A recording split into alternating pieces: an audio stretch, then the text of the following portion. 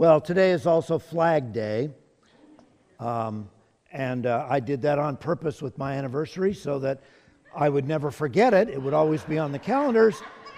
And then I became an archaeologist and went to Israel, where they don't put it on their calendars, and forgot many times. So there you go.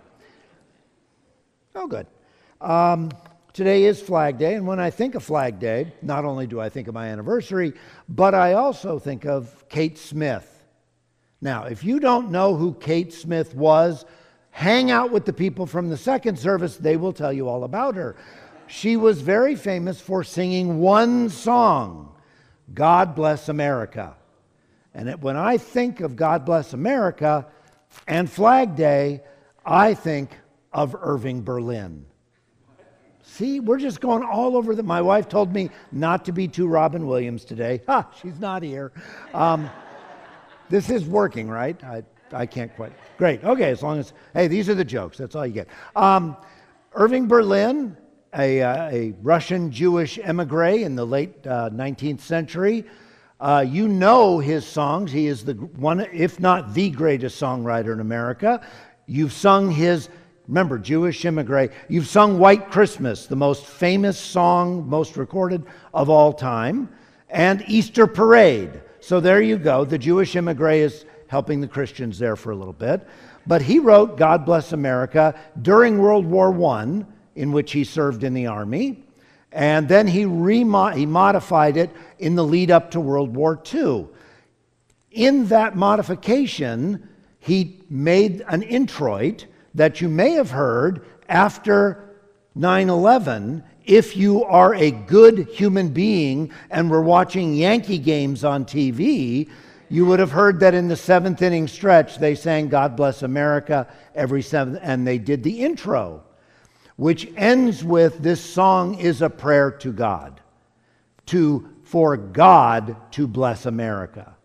It is a prayer, and it's one that we do sing. And Irving Berlin very famously loved this country very much, to the point, you're going to love this, that one time when his accountant, his tax attorney, came to him and said, you know, you're really rich. You should start hiding things in investments and things like that. And his response, by all accounts, was, I want to pay taxes. I love this country.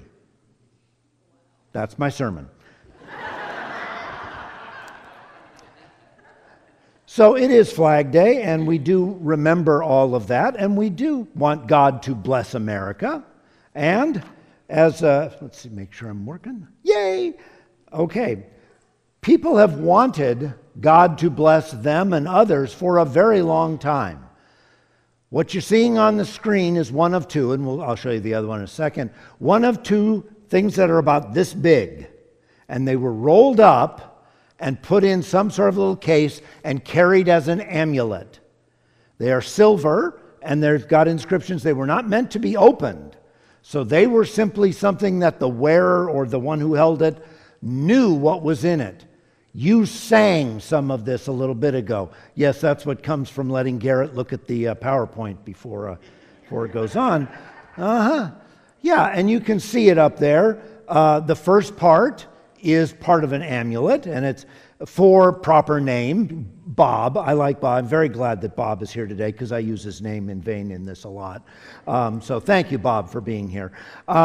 For Bob, may he or she, it's hard to tell there, be blessed by Yahweh. Wow, this is from the 7th century BC. This is the earliest piece of scripture, if you will, and it's attached to this other thing. People have been wanting to be blessed for a really long time. May he be blessed by Yahweh, the warrior, or helper, depending on how you want to read it, and the one rebuking evil. Then it says, and this is what you sang, it's scratched on there and it's missing. May he bless you, Yahweh, and keep you. May he make shine, Yahweh, his face upon you and give you shalom. And part of that is missing. But you sang that a little bit ago. That's from Deuteronomy 6, the Aaronic benediction. Been around a very long time. Everybody wants to be blessed. The second one There were found 2 at Ketephinom in a grave context by the late Gabi Barkai, who died not too long ago. The second one is similar, and you have 2 parts of it. One is from Deuteronomy 7:9. Yahweh, the Great One who keeps the covenant and chesed, covenant loyalty, covenant love, towards those who love Him and those who keep His commandments. The eternal, and the blessing more than any other snare of any, and more than evil. For redemption is in Him, for Yahweh is our restorer and our rock. That's not in the Bible. It echoes biblical stuff. So this is a little amulet that they would have worn to bring about protection and blessing from Yahweh. And then it ends up with, may Yahweh bless you and keep you, may His face, and then it's missing. Wow. So there's your archaeology for today. I have to do archaeology. That's what Alan said. You're an archaeologist. Do some archaeology. And because I'm an old archaeologist, at some point my knee is going to give out today, and so I will use this stool behind me. So if I plop down, no fear, no fear. Okay, now it's your turn. I've preached. Now it's your turn. What's blessing? Nobody knows? God's gift. That's sure. Yeah, that'll work. What else? What do you think? You just sang, God bless me. What did you want Him to do? God, what does favor mean? God smiles and say, oh, I like you. Makes you happy? There's no right answer. You can shout out. Or don't you? Oh, peace? Sure. I like you. Yeah, that's kind of the ethos of what we often think of. Boy, are you blessed. That means you made all the green lights coming in today. You get approval from God. We have the theologian over there. I'm very glad Dr. Martin is not saying anything. We'll get to the New Testament, don't worry. I may even make you read the Greek, so there. Yes, we have Greek today as well. So yeah, blessing is a lot of different things to a lot of people. But if I turned the right page, it would go there. Look, lots of words. Yeah, the Hebrew word is barak, B-R-K. Baruch, Barak, Barak, whatever vowels they would put in it. And the root meaning is to praise, to thank, to extol, or to commend. So when you pray for blessing, you are praying, if I bless Jeff, I am commending him, or I'm praising him, or I'm thanking. That's why we can bless God, because it takes on the thanks or commending sort of part of it. Usually, in the biblical text, this blessing is connected to or conditioned by a relationship or some action. I bless someone I know. I don't just bless the ether. And it helps to build that relationship. I bless you, you bless me. We can foment that kind. So the Theological Dictionary of the Old Testament, she said I was a teacher, so there we go. What they say is, express solemn words that show the appreciation, gratitude, respect, joint relationship, or goodwill of the speaker, thus promoting respect for the one being blessed. And when a man or a human, they're very sexist in that German book, when a human is the subject of Baruch, the wish that he might receive from Yahweh is implied, happiness, success, and, this is the part we love, the increase of earthly possessions, and giving vitality, prosperity, abundance, or fertility. The tangible evidence of the blessing is kind of what we hone in on the blessing. Yes, when you sneeze, somebody says, bless you, and we don't know what we're saying. We don't know what's going on. But it means don't die. If you take it all the way back. Anyway, my wife told me not to be Robin Williams, so I'll stop that. The antithesis of blessing is arar, curse, which is to speak all the opposites of those to somebody and wish all the opposites for them. Okay? So, we have formulas in the Hebrew Bible. Blessed be Yahweh, who is or does something. And we see that, oh, bless the Lord, oh my soul. Yeah, we sing that. That's blessed be Bob. And I'm, again, glad he's here. Who is or does something in this or that circumstance by Yahweh, that's always the assumed, the one who is or does something else. Yahweh is this, Bob is this, bless Bob, oh Yahweh. Yahweh blessed something. He blessed the Sabbath. He blesses animals. Notice that's a command. He blessed the animals and said, be fruitful and multiply. And everyone said, that's quite a blessing. There you go. He blesses humans, and he usually does it with a purpose. There's a design behind it. Important part of our show today. Then a human can bless things. Bob blessed B, usually for good expectations, wishes, gratitude, or a priestly intermediary thing. So that's the Hebrew Bible. Basically, it's saying good things about people in the hope that they will have better stuff, or a better life, or be the good luck Charlie. Yeah. So in the Greek New Testament, which I have actually read, Dr. Martin, would you read that word for us? He's here. I can do this. This is great. Nice and loud again, please. Eulogeo. You can see at the end of this what word we get from that. Eulogy. When we speak good things at a funeral about somebody, we are eulogizing them. We are blessing them. We are blessing their memory. The Jews say of someone who is departed, may their memory be a blessing, so that others may participate in the good part of their life and be blessed and get better and have a better relationship and get all this good stuff because they lived. There are two other words that this blessing is not, and those are ashrei and makarios. Those are the words you find in Beatitudes.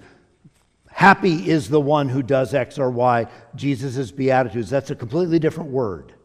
And that's not the subject of our sermon today, and so it's not on the test. So, that's what blessing is in the Hebrew Bible. Let's take a look at somebody in the Old Testament. Let's take a look at Abraham. Very famous blessing in the Old Testament, Abraham. This is not Abraham. That's a Bedouin I met on the road some 30 years ago. And you could pray for the Bedouin as well. They've had it very difficult the last number of years, getting kicked out, and yeah, it's just terrible. Anyway, Abraham was basically a Bedouin. He was a transhuman, went from place to place with his sheep, and here's the fun note. How much land did Abraham own at the end of his life? No, not zero. He owned one cave and the field around it. That's it. Otherwise, he was working on the kindness of strangers. Yeah, he was definitely at the mercy of everybody around. He was what we call a ger, a landless resident alien. He wasn't part of any community. As a matter of fact, that's what's important to the first part of his story. We'll look at his story in very brief. But I show this to let you know that the Abraham story from chapters 11 through 25 is very, very highly structured. We tend to think of it as some sort of somebody was there doing a newspaper article. No, this is very selective, collected material so that we see there's a prologue, and then we're going to see, there's evaluating Abraham. Oddly enough, there are 3 stories in that section. And then there's fulfillment attempted. Abraham tries it once with adoption. Sarah tries it with surrogacy. Both of them are perfectly okay according to what's going on. It's just not exactly what God was wanting. And then you have another section, evaluating Abraham, which has, wait for it, 3 stories. So you have 3 stories going in, 2 stories, and then 3 stories. And then you have the crescendo, the climax of the story, which has 3 stories. So this is a very, very structured account designed to teach you. And you'll notice one of the things that it's showing you there in the green is evaluating Abraham. But I didn't think yes, most of the story of Abraham is God evaluating Abraham. We'll take a look at that. So, in the meantime, let's take a look at chapter 12, at least the first part of it. We begin in chapter 11, which is where Abraham's story starts. It talks about Terah's family. Terah lives in Ur of the Chaldees with his family. And Terah, we're not told why, decides to take his family and go back up from 1 on the map, see the 1, up to 2, which is the family place Haran, North Syria of today. That's where Abraham's family is from. So Terah takes the family there. He's not called by God to do it. He just does it. Who's in Abraham's family? Well, there's a bunch of kinfolk that go along with him, and some gal named Sarai, who is said to be barren, and she is not said to be Abraham's sister or half-sister or any other relation to him. They do mention sisters and whatnot for other women. They don't for Sarah. Maybe you can see where I'm going with this a little bit later.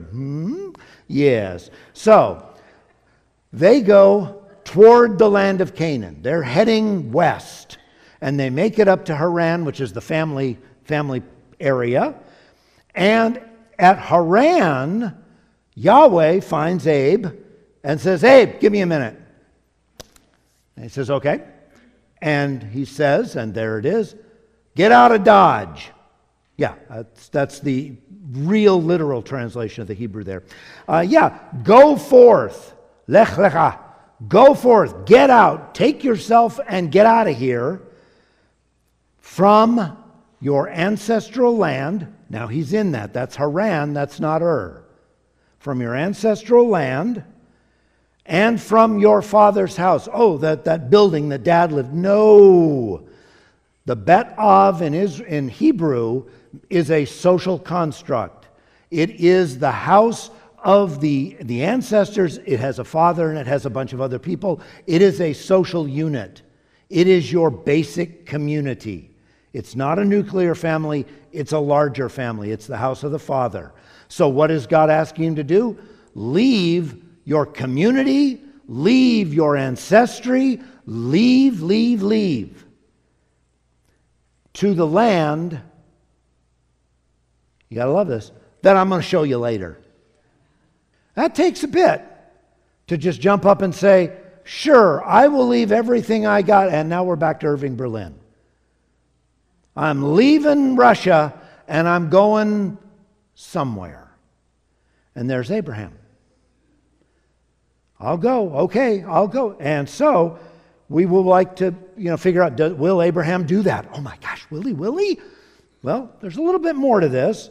Abraham is to become, and we talked about it, the ger, the landless resident alien. Okay? So, that's the command. That's the condition. If Abraham doesn't go, is he going to get anything else? No. He got to go to get the good stuff. So there's already, we often think, the promises to Abraham were unconditional. We're going to see like 7 conditions. Yeah, there are no unconditional promises in the Old Testament. And I would argue there are fewer, maybe 1 or 2 in the New Testament. Even becoming a Christian, you got to do something, don't you? You have to accept Jesus. That's a condition. Just saying. Anyway, so look at how this is structured here. These are the basic promises that he gets. I will make of you a great nation, a goyim, a gadol goyim, a people group. So you're going to leave your people group, and I'm going to make out of you another people group. And it's going to be a dandy one, a big one. And then the bottom, and I will make your name great. Notice the parallel between I will make a great nation and I will make your name great. Those are parallel concepts. Welcome to Hebrew. That's how they write. But in the middle is the important part. And I will bless you. Is that with the top and the bottom? Yeah. And it's also bigger. It's the focal point. So now Abe has an instruction, he's got a condition, and he's got a benefit. You do this, and I'll bless you. Cool, huh? That's so great. I wonder what Abe will do. Well, but there's more. We're not done yet with what God is telling him to do. There's another condition. God just said, I'll bless you. What does he say to Abraham? Or Avram at this point? And you're going to bless. Wait a minute. I thought I was the recipient. I'm the one who's going. Don't I get everything? Oh, yes, please. Yeah, I'll give you some stuff, but that's not the point, pal. You need to bless. That's the condition. And if Abraham doesn't bless, maybe God will turn off the spigot. Certainly, what's going to happen is not what's next in the verses. But before we get there, just think about what attitude Avram's going to have for outsiders if his purpose is to bless them. Does he get to spit on them? Does he get to despise them? No, blessing is helping. Blessing is caring. Blessing is speaking good toward. Oh my. So when you go, Abe, I'm going to give you stuff, but you got to be a good boy and you got to treat everybody good. You got to bless them. You got to wish them the best. Ow. But he's not done yet. Because then he says, as soon as I turn this page, I'll know what it says up there. I will bless you. I will bless you. I will bless those who bless you. I can even read too. Yeah.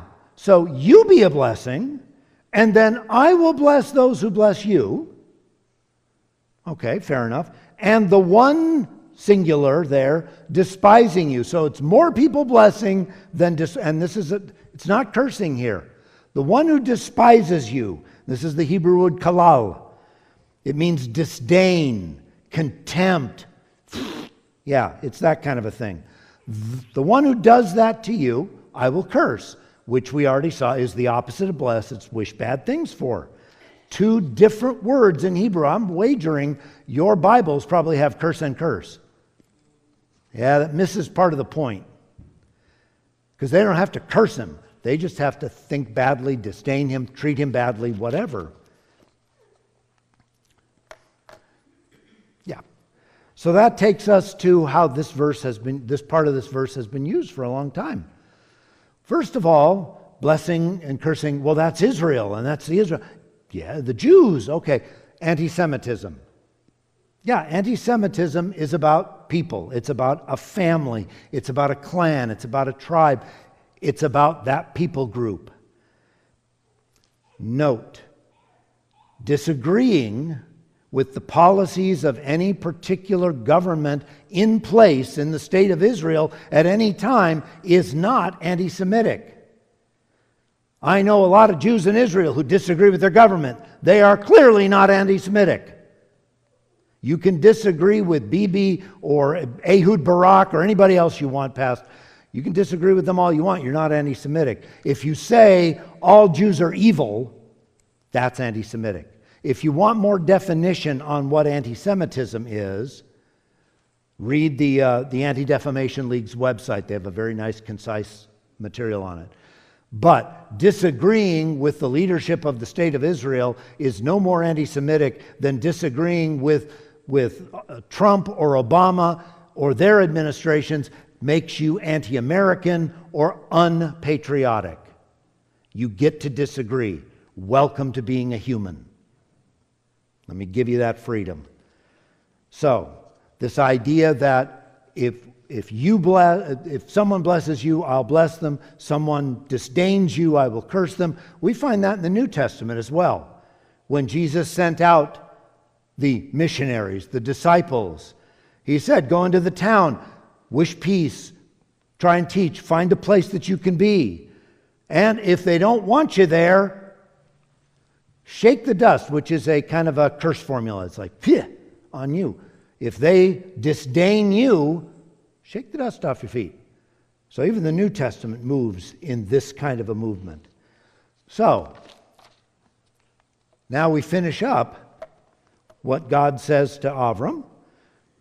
And he says, and, there's more. I thought if I went, I could just be blessed. Gosh, that's what we all want, isn't it? God says go, and I get goodies. Yay! And they will be blessed. That's the word.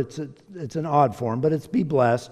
In, by, with, through you, singular, masculine, singular. Who will be blessed? All the families of the dirt. So just as Abram's family is a family, a clan, he's going to make a name for his people. Everybody else has a people too, whatever clan you're from. This is very, very inclusive language. It doesn't mean nation. It doesn't mean you have to be part of Assyria or Babylon. No, it means whatever family you were born in. All the families of the dirt, the Adamah, the soil, just as Adam was formed of the soil. They will all be blessed. And so, that's the purpose. That's why all this is happening, is so that everybody gets blessed. Yeah, but I thought the blessing was just for me. No. Abram is called to go and to bless. And if he does those things, then there is a really good chance that all the families of the dirt will be blessed through him, in him, by him. Theologians have gone nuts on that translation. That word there, be blessed, no blessing, obtain participation, obtain blessing by participating, bless yourselves. It's been translated a whole bunch of different ways. Really hard to figure it out. And the really hard thing that theologians just can't get, because they don't read Hebrew generally, is that the in, by, with is one letter.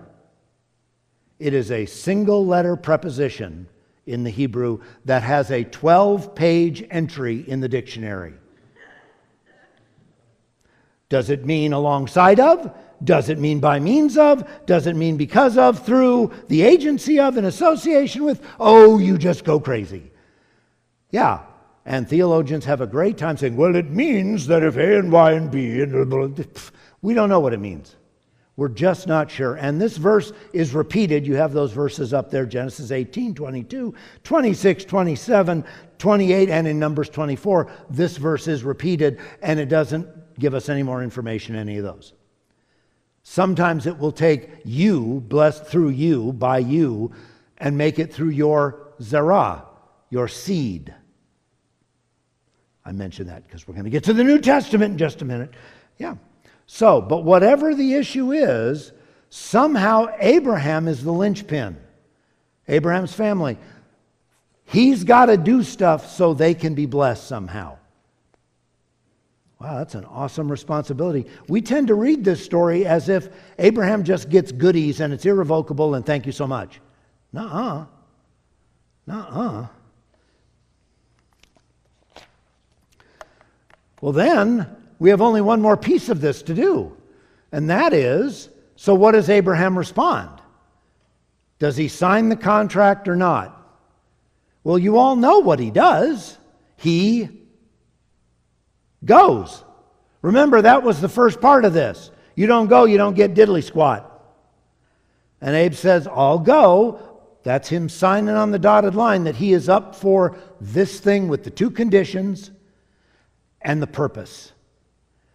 Abraham goes. Of course, he has never been told to stop either. When he gets there, he continues on. He goes to Bethel and Ai, builds a tent, an altar. He sees stuff. He keeps moving on and on to the south in agreement with the conditions and the result.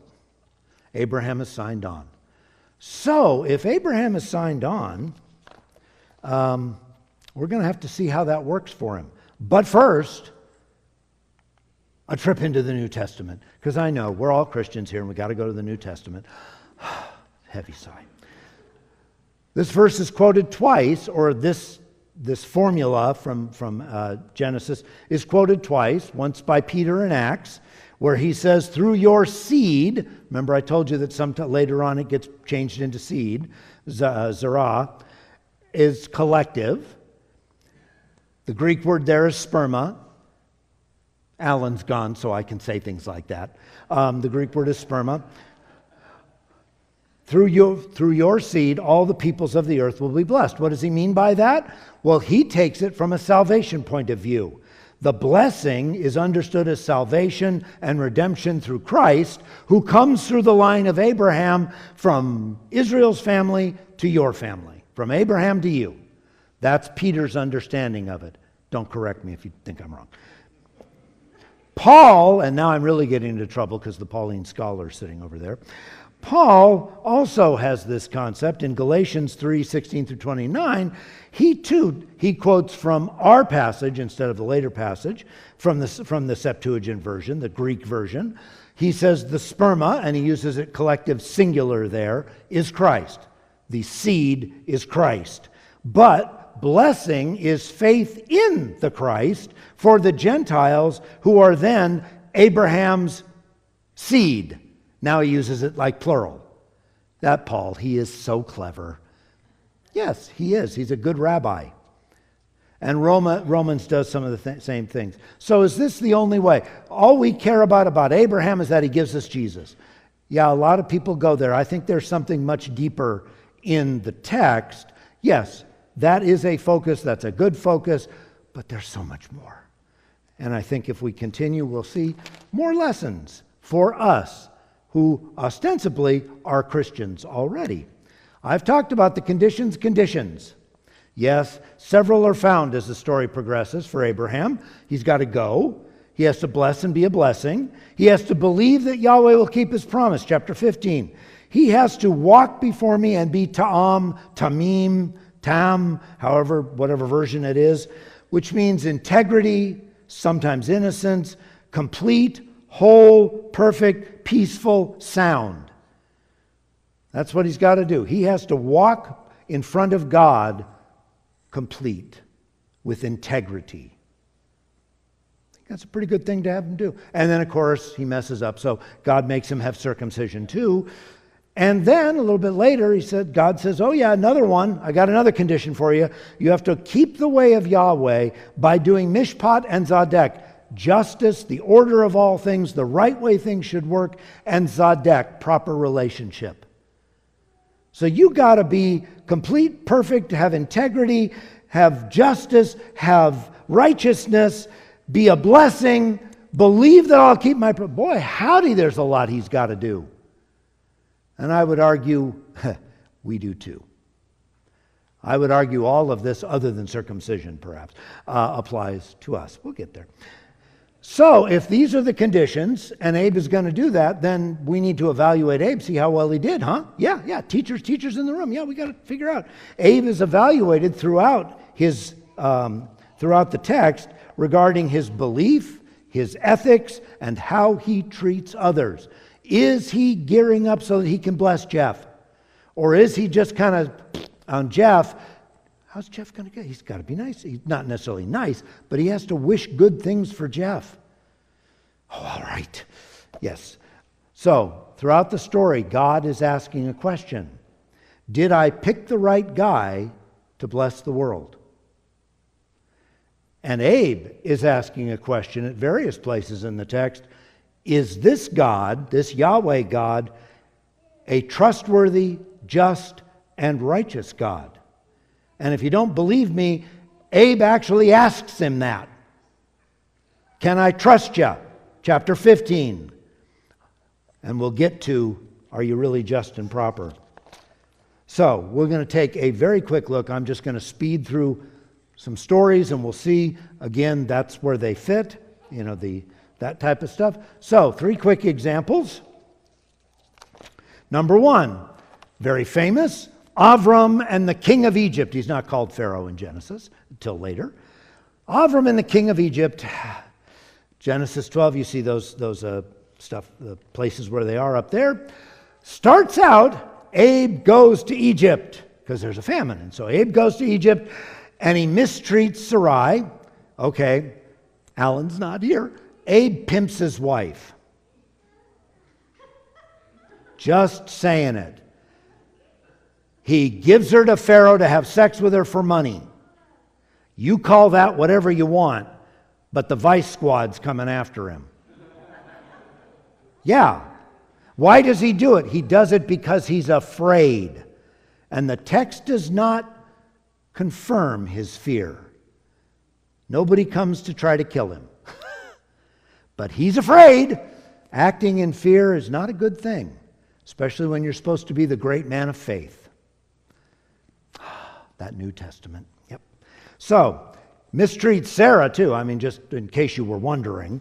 So, the king blesses. So, Abe mistreats. The king blesses by giving him goodies for his wife.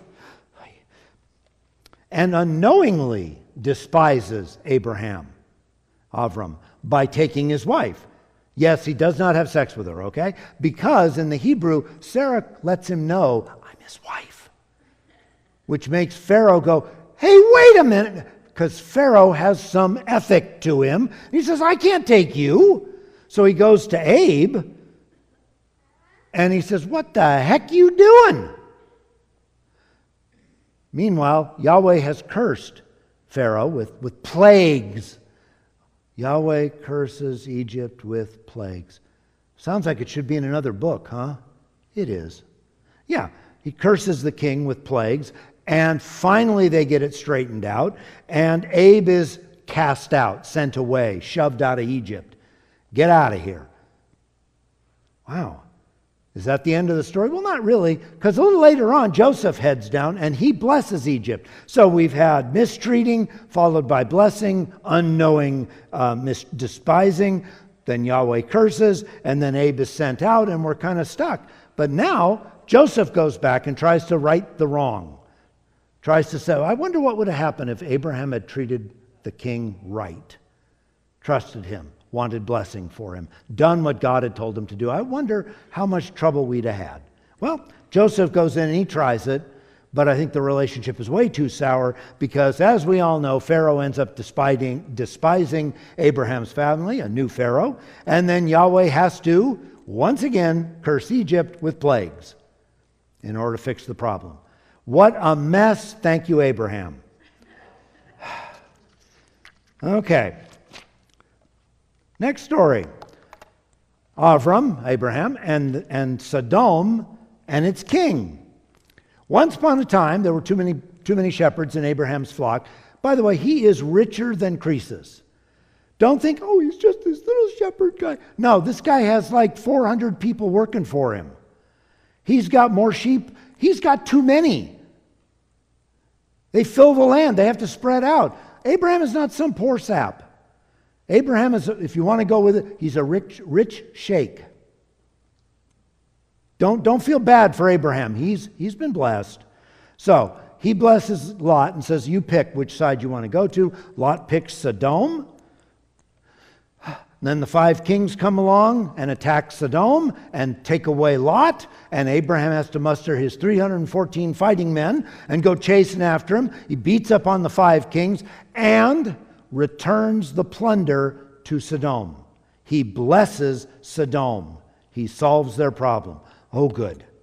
I guess this will be great. Well, problem is, the king of Sodom, who meets Abraham a little bit later, despises Abraham by trying to cut a very cheeky deal with him. I will give you half. It's already Abraham's. He's trying to horn in on Abraham. He despises him. He thinks him less. You won't catch what I'm doing, will you? I can sneak this one by you. And I'll get my lawyers to work on it too. Yeah. And Abraham says, no, Sodom will not enrich me. I'm not falling for your stupid plan. A few chapters later, we get Yahweh, the three men at the tent and the dinner and all that fun stuff. You're familiar with that. Well, when dinner's over, Yahweh tells Abraham, or one of the guys, ostensibly Yahweh, he says, oh yeah, you got this thing, you got to do justice and righteousness if you want all this stuff. Abraham says, oh, all right, something else. Then Yahweh says, I'm planning on cursing Sodom. You know, their evil comes up to me. I just don't like them. I'm gonna kill them all. Just going to make them all dead. And then there's something that your Bible probably does not do correctly.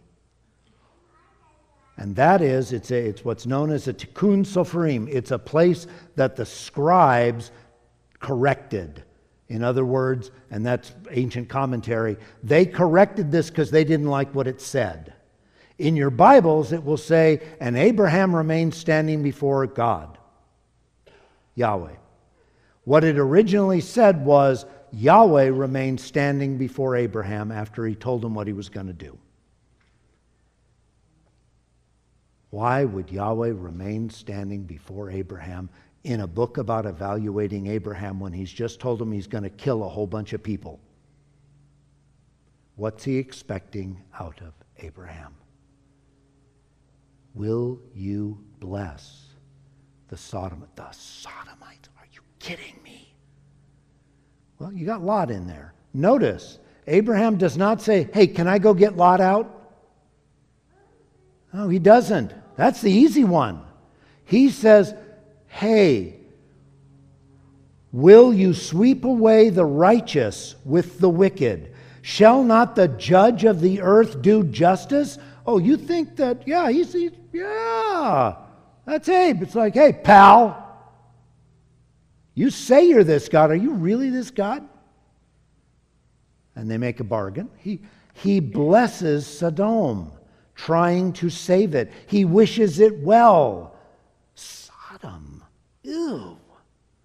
And we know how that works out. Yahweh blesses Lot and curses Sodom. Yahweh says, yes, I am just, and I will not destroy the righteous with the wicked.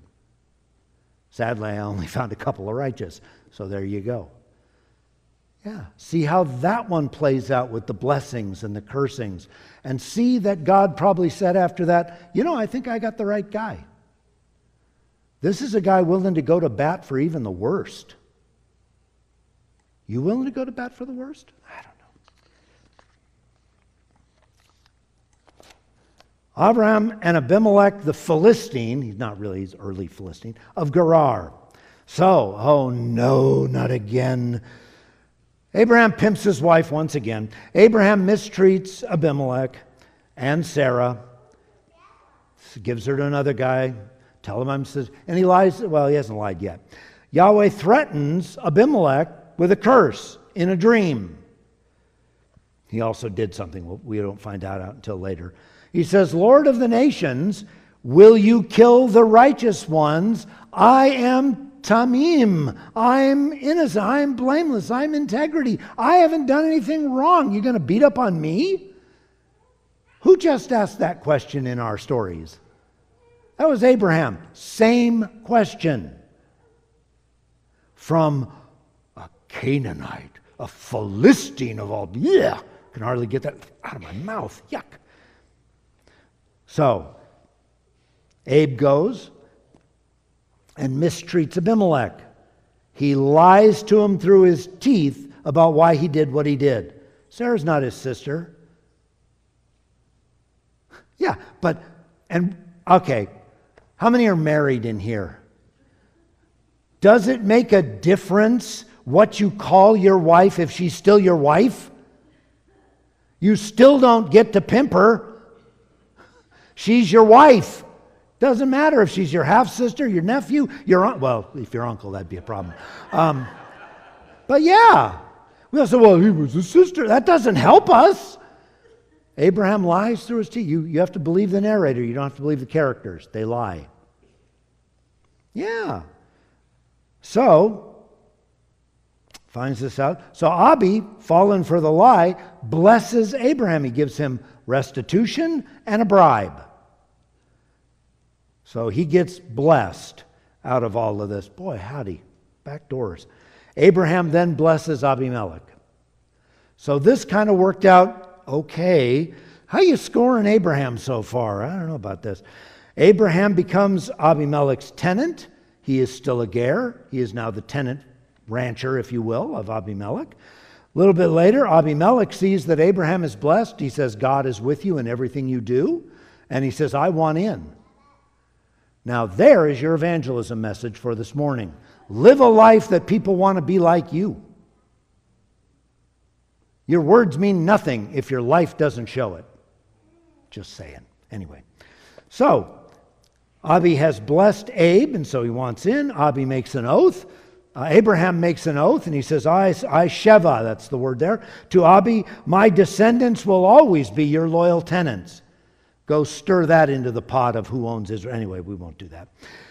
Reciprocating Abi's beneficial loyalty to Abraham. I've been loyal to you, you be loyal to me. They will continue as the ger. Then they make a covenant. It's not the first covenant that Abraham has made with locals to secure land rights and water rights. That's in other chapters. Make a covenant to that one, that this one well, now called Beer Sheva, Beer means well, Sheva means oath, the well of the oath, that this one oath will always be Abraham's as a reciprocal blessing. So this starts out terrible, but they're able to fix it. So I do ask, how is Abe doing? Well, I think he really passed the test with Sodom. He showed he could do it. He just has trouble. Isn't that nice? We have trouble too. You might be as good as Abraham. I hope you're better. So, last story, because this is the key to everything in the world, actually. So, we all know this story. I don't need to talk too much. This is the Akedah. Abraham is told to go to the mountain, sacrifice his only son. What is his only son? His only son is the promised blessing. This is the goodie. This is all there is. Now go get rid of it. Ow. You ready to get rid of your blessings because God tells you to? Yeah, tough when we put it in those terms. Knife goes up, angel comes down, saved at the last minute. And Yahweh says, now I know that you Yirah, you devote yourself to God, me, since you have not withheld your only son from me. Now I really know that you are devoted to me. Now I know you will obey me. Now I know that you're the right guy. Because you haven't done that. But then the part nobody ever reads. The messenger of Yahweh comes a second time and says in this wonderfully structured thing, Yahweh swears, he Shebas, by Yahweh, an oracle of Yahweh. It don't get any bigger than that. That is the most heaping on of Yahweh does this in the Hebrew Bible. This is, I swear, I really do, I take an oath. It's everything you could possibly put in rolled into one. And what does he say? Because you have not withheld. We hate that because we want these to be unconditional promises. And at the end, because you obeyed. Note again the parallel. What can happen because he obeyed? If he hadn't obeyed, who knows? The promised blessings to you are now possible. I'm going to let your boy live. And he can have kids too, and you can have a big old family like I promised you. And all the nations, and now it's goyim, now it's nation, not family, but now all the nations of the earth will be blessed in by with you, your seed. Because you obeyed. If you hadn't obeyed, pal, I might have found somebody else who would. Bob the Amalekite. See, I just like Bob. I'm so glad he's here. So, is there a purpose for us? Conditions for us? Yeah, I think so. Leviticus 19 makes the comment, you're supposed to love your neighbor. Desiring blessing is the way to love them as yourself, and love the ger. It's a little bit later in the chapter, and every ancient Jew would have known this. And love the ger, the resident alien, as yourself as well. Ruth was blessed and blessed others and was blessed again as an example. And in the New Testament, we see women who are blessed. Joanna and Susanna, Lydia, Priscilla, Phoebe, all taking what they have and blessing others with it. And then there's Pramila, Syriaca, Dorothea, Cherest, and Akeptus. Do you know who those are, Dr. Martin? Yeah, I don't think you do. They're the folks that are on the mosaic of the earliest church we know. They're the women leaders of that church. I just say that for fun. You take with it and make what you want, but that was the commonality when they were in house churches. The widows in the New Testament and the Old Testament gave from their deficiency. They gave from what they didn't have. Giving of blessings is not because I have more than I can use. Jesus said, and you know these, let your light so shine before others. Do unto others. When I was something, you blessed me. Give your cloak to them as well. You know those verses. Bless others. Demonstrate love to your neighbor, your ger, and your enemy. Darn sodomites. Yeah. Pray for them. Can you really hate someone if you're praying for them? Can you not care about them if you're praying for them? Yeah, I don't think that's really possible.